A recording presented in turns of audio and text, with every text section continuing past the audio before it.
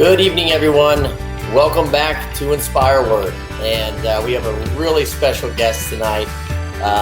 Tim Shriver is joining us. Yes, the Tim Shriver from the Shriver family. We're going to get into some really behind-the-scenes conversations with him. He's going to invite us into his own living room. So we're excited. But first, I have to mention and thank Catholic Order of Foresters, Solidarity Health Share, and Charity Mobile, the pro-life mobile company, for their continued support and allowing us to bring these awesome conversations to the living rooms of so many people around the world. For those of you that are first time tuning in, as we're seeing as the ticker goes up, a lot are starting to tune in. Inspire Word is a response to the COVID-19 crisis by CatholicSpeakers.com. And what we decided to do was ask the speakers, over 400 that we represent, to allow us access on a platform where it feels like you're FaceTiming with them, to have a candid conversation. It's live, so please make sure you chat us questions in the chat box there and get involved and ask Tim questions you may have or things you would like to know as we go through the conversation. Without further ado, we are going to invite Tim Shriver into the Inspire Word Zone. Mr. Tim Shriver, thank you so much for being here. We are so excited to have you on Inspire Word. Thank you for having me, and thank you for keeping the voices of faith leaders and faith practitioners in the public discourse. It's very important. Oh, thank you for that. No, it's as CatholicSpeakers.com, it's what we have to do, right? And so for those just tuning in again, we're with Tim Shriver. Tim is the chairman of the board for the Special Olympics. He's also the founder of Unite, and how we got connected was this incredible event he put on, which we'll talk about a little bit later, called The Call to Unite, where over 7 million people tuned in, and we had the fortune of booking some of our speakers from CatholicSpeakers.com to be a part of that. We'll get into that. But first, Tim, talk to us what all of us are probably wondering. What was it like growing up in the Shriver household? And well, we've only got a half an hour, Joe. Well, I mean, I think, for today's discussion, I think one thing that, that maybe is the thing that maybe my family had in common with maybe a lot of people watching is that I grew up with parents who were very, very committed to their faith, to the practice of their faith, to the history and the scholarship around their faith. Both of my parents were daily communicants. My mother had an enormous devotion to the Blessed Mother. There were statues of the Blessed Mother. In fact, there's probably 4 or 5 of them in this room right now that are left over from her house and from her bedroom, where I think when we lost her, I think she had 30 statues or postcards or images of the Blessed Mother in her room. And my dad, a great follower of some of the great Catholics of the 20th century, Teilhard de Chardin, Dorothy Day, and other great theologians, Hans Kung and others who he loved and very much admired. So I grew up in a family that, it was a family of 5. It was mostly boys. My older sister was the lone girl with 4 brothers. Very rambunctious, very competitive, very aggressive, I would say. Very much in the outdoors. Lots of touch football and water polo and races of every sort and kind. But beneath it all, and many, unsettling moments and many exciting moments, but beneath it all, I think the thing our parents gave us was a real sense in which the faith was the rudder that could hold you together. Right. It sounds like a great Catholic family. You're one of 5, is that right? I'm one of 5. I have 5. My wife is one of 5. So I don't know whether 5s are a lucky number. It's not a very biblical number, but it's I'm right in the middle, so I'm the perfectly adjusted middle child, but my siblings for some reason don't see it that way. As you know. All of you have done incredible things. I mean, if you go down the line of what you've done, your brothers and sisters, you're all involved in such wonderful organizations, trying to change the world, making a world impact like you did recently with the conference that Unite put on called The Call to Unite. But first, let's talk about your involvement with the Special Olympics. How did that come to be? You're now the chairman of the board. Talk about that, the inspiration behind it, because this series is about inspiring people during this lockdown where folks are losing jobs. They need inspiration. Maybe give us some of your favorite memories or one of your top 2 memories from, after becoming involved. I think it's relevant in some ways, Joe, because in my mother's family, there were 9 children. 3 of them became famous in this country and around the world. 1 became president of the United States, 2 senators. And regardless of where you stand, where one stands on the political spectrum, they cut a pretty big swath in terms of reputation and notoriety. The member of that family, in my view, that had the biggest impact is one most people have never heard of. It's my Aunt Rosemary. Rosemary was born with an intellectual disability. And in the time when she was born in the early 20th century, this was an enormous curse, a terrible shame. Most parents institutionalized children and abandoned them. Wow. So this was tremendous adversity. Many people are feeling this kind of adversity now, right this minute. Right. Struggle, pain, uncertainty. That's what my grandmother felt. But through it all, over the following decades of Rosemary's life, she inspired both her brothers and especially my mother to work very hard to unseat the idea that some people were more valuable than others. It's a very painful thing to say, but still most of us think some people are better than others, more valuable, more worthy. Even though we say in the Catholic ritual, Lord, I am not worthy. Most of us harbor a sense in which some people, the smart ones, the rich ones, the famous ones, the well-spoken ones, they're a little more worthy. And in that world, Rosemary was at the bottom of the barrel. But she was the one who inspired my mother to work so hard to overturn that and create the Special Olympics in 1968. Wow. Use the word Olympic. You know, this is the great audacious challenge of a moment like this, to take what people see as lost and convert it into the found. These athletes came from institutions. You know, they came on buses because many of them had no parents. But my mom chose to give them the name Olympics, Special Olympics athletes. And people must have wondered, well, do they really mean that? You know, could this 12-year-old with Down syndrome running 100 yards in the middle of an empty stadium, they're not real Olympic, are they? And, you know, people sometimes say to me, Joe, do you go, I'm associated with Special Olympics. Do you go to the real Olympics? And I used to say, well, not really. Sometimes, you know, maybe I'll go. But now I thought about it over the years. I've been with the organization 25 years professionally. And now I say, yeah, I go to the real Olympics. I go to the Olympics of the human spirit. I go to the Olympics of human bravery. I go to the Olympics of human grit and perseverance. So if people are struggling right now, I encourage them to just click on it, you know, go to YouTube and type in Special Olympics. Not for me and not to give a gift. Just watch some of the stories of the athletes of Special Olympics. They've been dealing with social isolation almost all their lives. That's incredible. I mean, it's just such an inspiration to think. That's the first time I really heard the story of where that, you know, the event came from, and then how many people it's touched over the over the years. And just God bless you for it. I mean, it is really just such an inspirational thing to see. And you're right. God blessed me with it. Yeah. Sometimes people say to me, "You're so nice to do this," and I don't like to be rude, but I don't consider this anything nice. I consider it an enormous grace. Yeah. I have a front row seat for the best in humanity. Special Olympics volunteers create 100,000 games every year in every corner of the globe. And I get to go to a lot of them.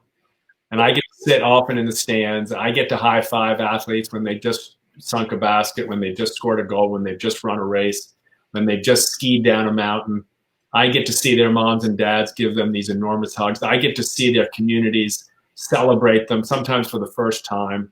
It's a huge honor and a grace. So I couldn't be luckier. In my opinion, it's one of the, if not the greatest inspiration that that humans could see. I mean, it really is. They're inspiration to all of us. It's amazing. God bless about the grace of you all that bring that to the world. Let's switch over real quick then to Unite, the foundation. You're the founder of Unite. Tell us about the inspiration behind that, and also maybe jump into the actual event you recently put on where over 7 million people tuned in to see. Well, the inspiration is pretty simple, Joe. The inspiration comes from the realization that almost none of us are happy with the way things are going for us in our country right now. The division, the anxiety, the depression, rising rates of addiction, rising rates of suicide, rising rates of anxiety in our children. They all point to a sense in which this divisiveness is tearing us apart. So we decided, a group of us, and we've been talking to people for about a year on this, we decided to say, well, what if we, instead of trying to solve the problem of immigration or healthcare or education or gun rights or this, that, or the other thing, what if we actually said, let's solve the problem of division? Let's focus our energy on what it will take to identify those things that unite us. And what we started to find, this is a couple of months ago, was most people are much more united than they realize. That some, and this is, I'm going to say this, this will sound shocking to people, that the division is a bit of a lie that we've been told by people who are getting paid to divide us. Now, I'm sorry to say some of that's politics. I grew up in a political family. But politicians often get incentivized to divide. The media incentivized, they get higher rates when they divide, when they anger people, when they create hostility. But beneath it, as a country, we're much more united than we realize. So when this crisis came along, we decided, let's take a chance and invite people to come together and share their stories, not just Catholics, but all Christian denominations and Muslims and Jews and people from Buddhist and Hindu backgrounds. Let's invite them to come together, and let's invite Republicans and Democrats. Let's invite artists and doctors and nurses. And lo and behold, almost everybody said yes. And guess what? Almost all of their messages were the same. It didn't matter if you started out with the label Republican or, evangelical. What people spoke about was the hunger of the human spirit. They spoke about the need for more love and kindness. They spoke about the need for support and solidarity when struggling with addiction and dependence. They spoke about the need for compassion for people in illness and for those who care for them. They didn't speak about who's going to win this election or who's condemning the country to a horrible future. So it was really gratifying to see, President George W. Bush, who sounded a lot like the rapper Common, or to hear Cardinal Turkson, who sounded a lot like Patriarch Bartholomew I, the head of the Orthodox Church. Now, I don't mean there are no differences, but unless we identify the fact that our faith-based communities should be energy sources for unifying us, not for dividing us, I think we run the risk that division takes over and then we get only sicker, only more divided, and only more paralyzed in a very, very negative cycle that I don't think any of our faith traditions, certainly not our country, does well in. That's very well said. I mean, because it's the proof was in the pudding. The reaction you got, the amount of people that tuned in, how it helped people during this hard time, and how inspired people were all about it. Can you let us in on maybe a behind-the-scenes story that happened from the Call to Unite that maybe stuck out to you, that inspired you, and you thought to yourself, man, I'm glad we did this? Well, I mean, there were so many.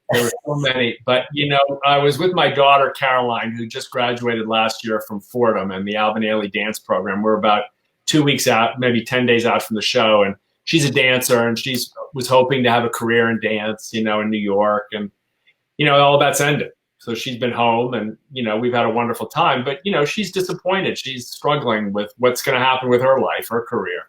So she said, Dad, could we watch some dance? There's some YouTube shows on. So we watched an Alvin Ailey performance, and it included at the end the great Alvin Ailey performance of the dance Revelations. And I was watching it, and I was thinking, wow, this thing could be great for the Call if we could somehow get the Alvin Ailey American Dance Theater, which is a great dance company, started by someone struggling with racial segregation, but using a very strong faith background to bring dancers of color onto the stage and help shape a new future for the American art scene.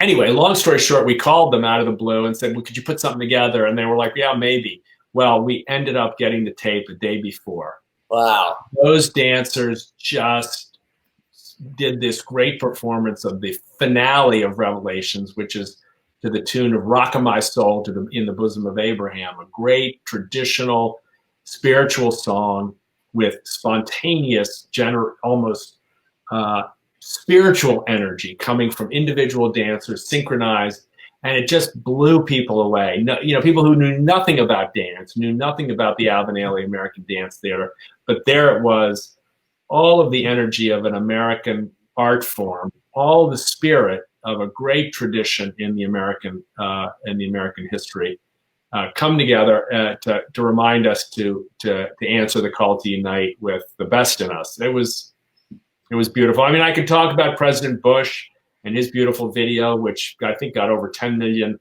views in the days both during and after the show. I could talk about the extraordinary faith-based leaders like Devon Franklin and Pastor Rick Warren. I could talk about the story that Richard Rohr, our Franciscan brother and father, told about the apocalyptic nature of this moment, how he helped us see in the book of Revelation this sense in which the veil is being pulled back and we're being invited into a new and powerful change of mind and heart.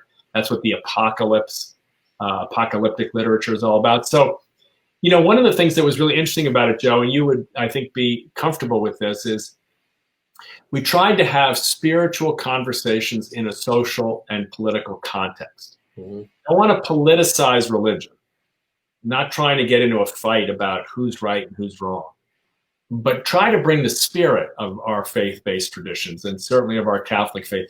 What's the spirit that we have to offer in a political and cultural context?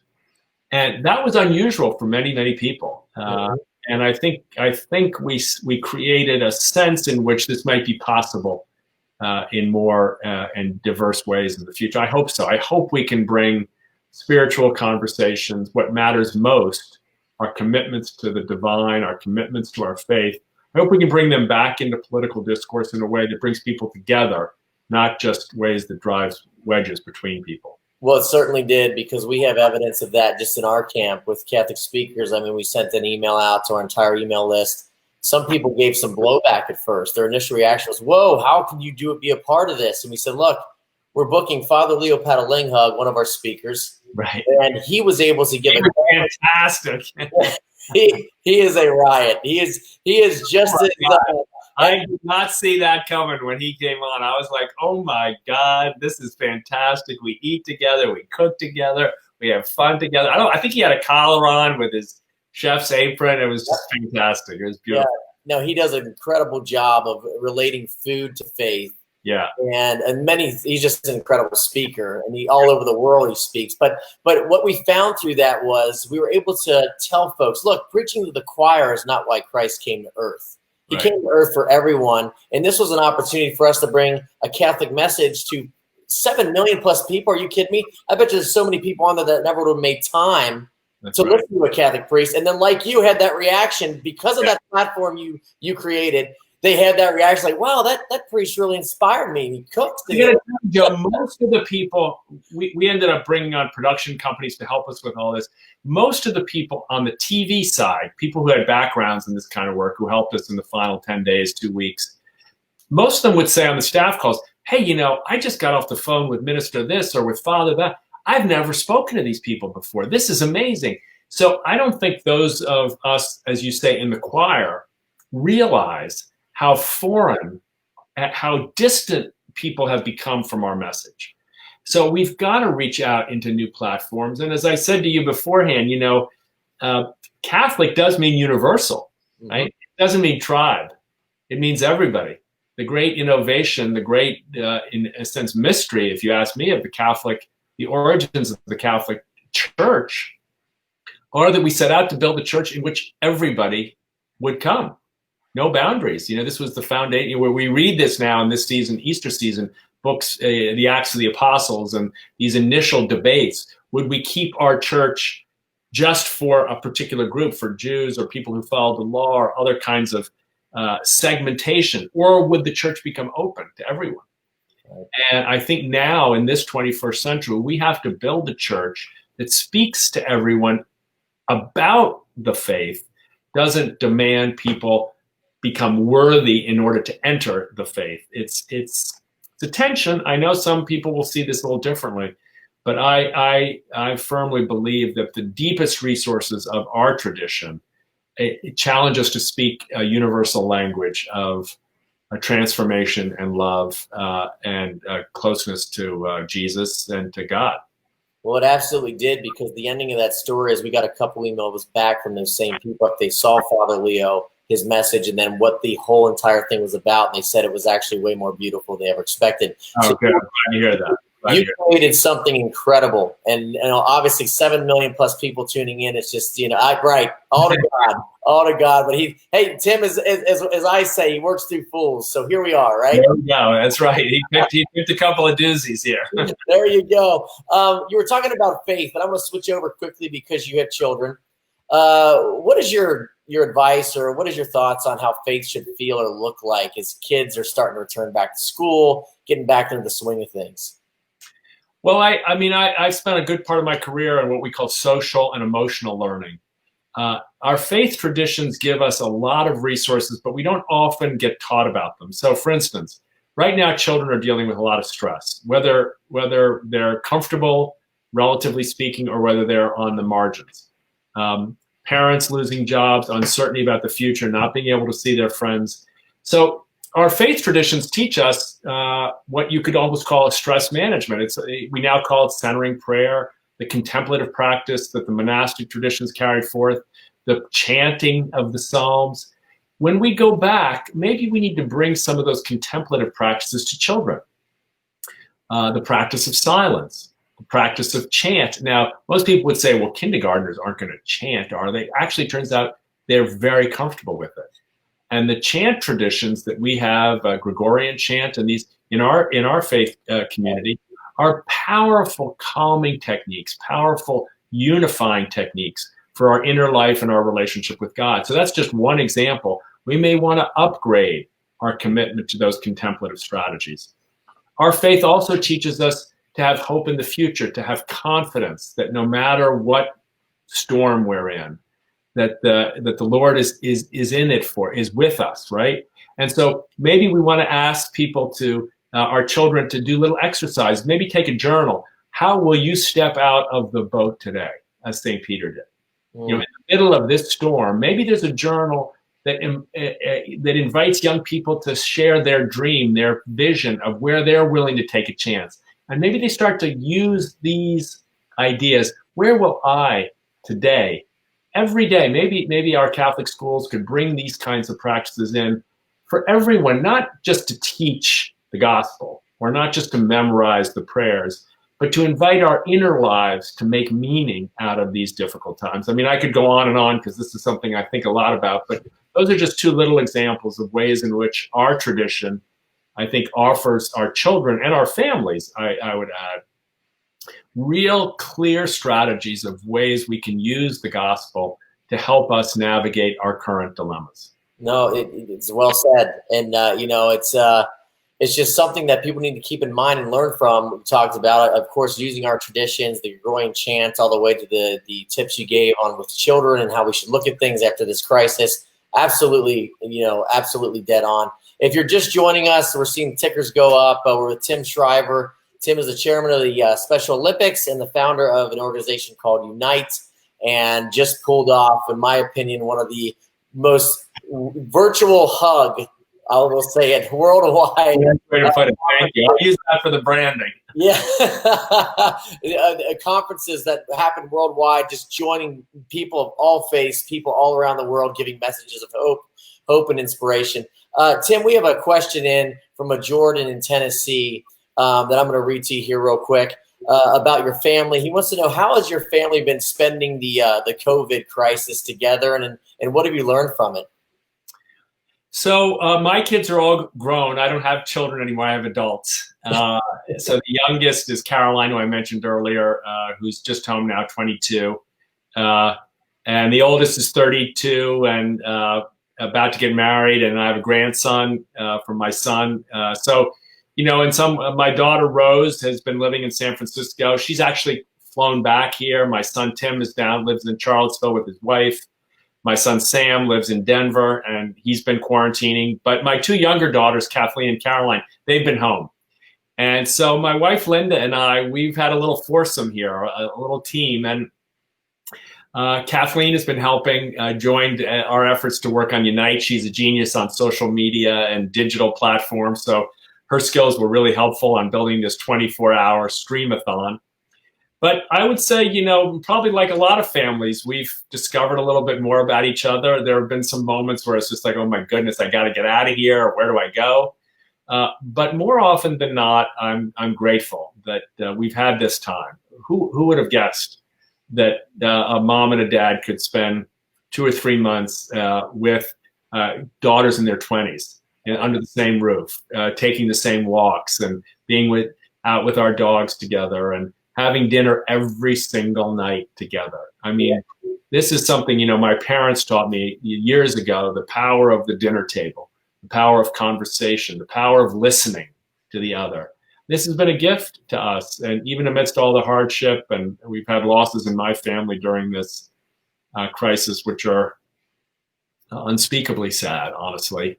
But even in the midst of those losses, we've come together every night. No flights, no cocktail parties, no trips, no big important meetings elsewhere. Here we are, together again at dinner, seeing each other eye to eye. And I think this is, these are the gifts, even amidst so much pain and struggle. And I hope we've done our best also to give back and to try to give what we can to keeping people's spirits up, both financially and in small ways, but also with my wife led a campaign to give care packages to all the young dancers in the dance academy she supports with her volunteer efforts. So we packed up 60 care packages here last week, trying to do our small part to be in service to and in solidarity with our brothers and sisters who might not have the benefits we do, but who deserve all the love and compassion of every child of God. You're a great example. I mean, you guys definitely have, and the family focus, what you discuss, is what life's all about. And I was on an interview earlier with one of our musicians, Catholic musician Andrea Thomas, and she kind of put it in an interesting perspective. She said they did a study where adults are talking about a time we were locked down and the world changed and blah blah. But they talk to children, and children are like, yeah, that was the time Dad was home all the time. Yeah. So we got to stay home, and Mommy was home, and we got to play in the backyard, and we got to go to the park, or I learned how to ride a bike.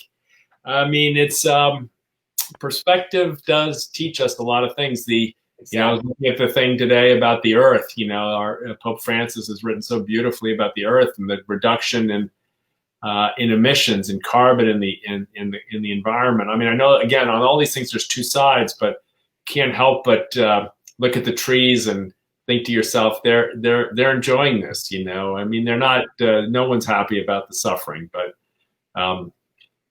we have to remember that every little piece of life is a gift, even the trouble spots. I think our faith teaches us that God is with us in them, and that there is something. It doesn't mean it's good. It doesn't mean it's easy, but there is still a sense in which life is good, even when life is painful.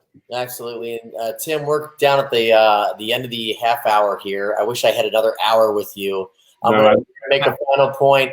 Everyone watching, please go to inspireword.com. You will be able to see this conversation with Tim Shriver. Share it with all your family and friends. If they weren't able to tune in live tonight, please go to inspireword.com, sign up for our email list, and you'll see a ton of other conversations like this from faith-based leaders like Tim to give us inspiration. So, Tim, the last thing I'd like for you to touch on, you're obviously from a family that's been in the public eye for a very long time. All of your problems are magnified. All of your successes are magnified. And Inspire Word, we're trying to talk to the folks that are hitting problems right now that they 2 months ago had no idea was coming their way. Can you give some advice from a guy that's been in the public eye for as long as you and your family have on how you guys overcome them from a spiritual perspective, a mental perspective, a physical perspective, just anything you feel called to tell them to help them through this time right now? Well, I'm not sure I have anything original to say. I think in my family, and well, in my experience, don't underestimate the power of prayer. Don't underestimate the importance of being willing to lean on others. This is something that's a little harder, especially for men, to reach out and ask for help. We found this teaching this to children. We call it help-seeking skills. I sometimes stop with just help-seeking. We need help with the seeking. No one does it alone. So particularly men, reach out to others. There's someone out there who's got the same challenge you do. Reach into yourself. Be honest with the pain and the struggle. Trust God with it. Don't judge yourself for it. Don't condemn yourself. Don't evaluate whether you should or shouldn't feel this way. Just give it over to God as it is, as you are, in the raw, unfiltered complexity and messiness of life. Give that to God. Give it to others in your life. If you can, get back to the sacraments. I don't think we realize anywhere near how beautiful the Mass can be, not as a recitation of prayers, but just give yourself in silence to the Eucharist, to the presence, the gift of that presence, the invitation to consume, to be consumed by the body of Christ. And I think even when things don't work out, trust that somehow they are working out. And I think somehow in those faith-based experiences and in the solidarity we have with each other, we get through. That's how we do it. That's how we humans do it. We give ourselves to the unknown, and we give ourselves to each other. And in doing so, we make it through. That's been my experience. Tim Shriver, you are an incredible American. God bless you for everything you're doing. Thank you. I encourage people to come to, unite.us. I'm not selling anything, so you don't have to do it as a service or anything like that. We have no commercial interest in any of this.